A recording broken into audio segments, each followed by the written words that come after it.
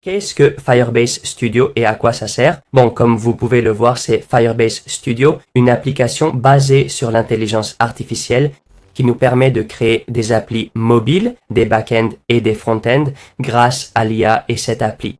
Ainsi, on peut créer nos applications de manière beaucoup plus simple et dynamique. Pas besoin de se compliquer la vie ni de savoir coder, c'est important de le souligner pour utiliser cette appli. Donc voilà, avec cette appli, on pourra créer ces applications. Comment fonctionne l'interface de Firebase Studio? Comme vous le voyez, nous sommes dans l'interface. Voici tout ce qu'on peut voir et utiliser, d'accord? D'abord, on a le prototype IA pour créer ou coder une app. On écrit simplement une invite, ok? On peut même ajouter des images en plus de l'invite écrite. Ça nous fait un croquis de l'app. Si on valide, ça génère l'app directement. On peut modifier des éléments pour adapter l'app à nos besoins. J'ai fait un exemple. Vous avez une vidéo sur la chaîne qui montre comment, ok? C'est une app de nutrition, d'accord? J'entre ce que j'ai mangé, ça l'ajoute automatiquement à ma consommation journalière. Ça m'avait laissé en plan, mais j'ai enfin réussi à le réparer. Voici tout le processus. J'ai mis stick 100 et voilà ce que ça donne comme info sur cet aliment jusqu'à atteindre les objectifs quotidiens. Dans cette interface, on a tout ça pour voir ce qu'on a créé. Ici, on peut noter les changements qu'on veut faire dans l'appli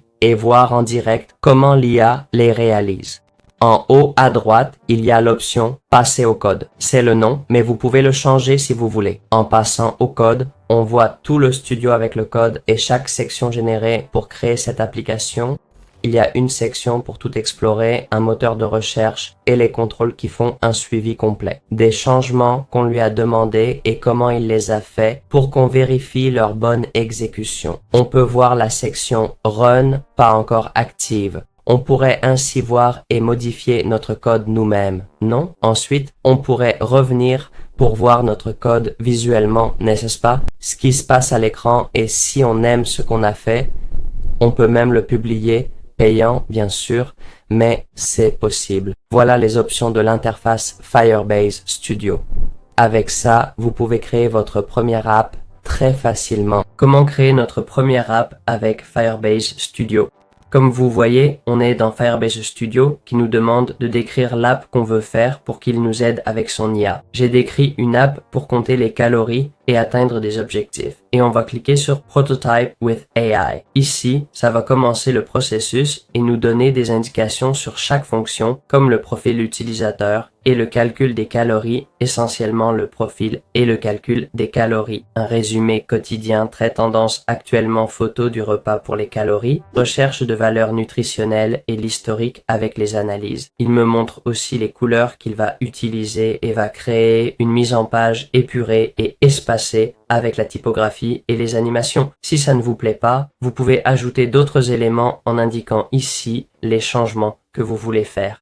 C'est simple à modifier. Moi, par exemple, je vais lui demander de changer les couleurs et vous voyez, il l'a fait en détaillant davantage les modifications apportées. Ça marche pour toutes les sections. Vous pouvez ajouter ce que vous voulez et quand vous êtes satisfait du résultat, on clique sur prototype.list.app aussi pour les changements. Si vous préférez une description plus simple ou avez déjà une idée, vous pouvez ajouter une image de ce que vous voulez faire précisément. Donc, on va cliquer sur prototype.list.app et vous voyez, ça commence déjà pour créer le prototype complet de l'app en mettant tout le code pour son fonctionnement. Et comme vous voyez, on a enfin un aperçu du profil. Ici, on a la section âge et on peut changer ses paramètres comme je viens de le faire, passant de maintenir le poids à gagner du muscle. On a aussi indiqué qu'on est très actif.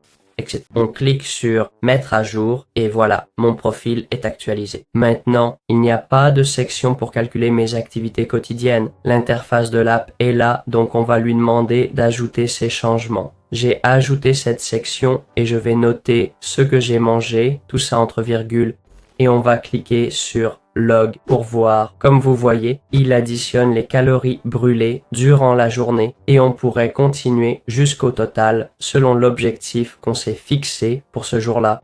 C'est bien, mais j'aimerais aussi qu'il indique les glucides ou les protéines et ce que j'ai mangé en glucides et protéines ce jour-là. On va donc créer une section pour ça aussi. Je lui ai dit de faire une section il fait ses changements et on verra si ça marche. Vous voyez, il me demande les grammes de protéines et je viens de les entrer, il va les ajouter ici, mais ce n'est pas ce que je cherchais. Je voulais qu'il calcule selon la nourriture que je lui dis, et maintenant il semble l'avoir fait. Voyons si ça a marché. J'ai mis 200 grammes par erreur, ça m'a donné une erreur. Dans ce cas, on clique sur le problème, puis sur corriger l'erreur et le programme la corrige automatiquement. Une fois le problème résolu, vous voyez que ça commence à fonctionner. Mettons poulet 200 grammes, log food, et vous voyez qu'il l'ajoute. On peut ainsi suivre les calories qu'on a mangées dans la journée par rapport à nos objectifs. On peut aussi ajouter une image pour rendre le profil plus joli. Vous pouvez créer des applis facilement en utilisant ce guide appelé Studio Firebase. Pardon, je voulais dire Firebase Studio.